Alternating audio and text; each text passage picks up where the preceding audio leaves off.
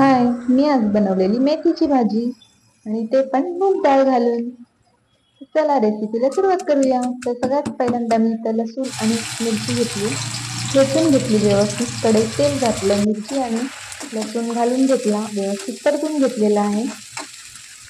नंतर मी आता स्वच्छ धुवून घेतलेली मेथीची भाजी घालून घेतली, सगळं व्यवस्थित मिक्स करून घेतलं. नंतर मी याच्यात 1 तास भिजत घातलेली मुगाची डाळ स्वच्छ धुवून घातलेली आहे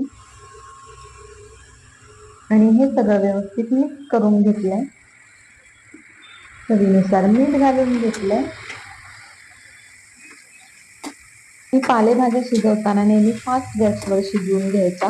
जर पालेभाज्या जास्त वेळ शिजल्या तर त्यांची चवही बदलते आणि रंगही बदलतो. तर पालेभाज्याही नेहमी फास्ट गॅसवर पटकन शिजवून घ्यायच्या. तर अशा पद्धतीने आपली मेथीची भाजी शिजत आलेली आहे.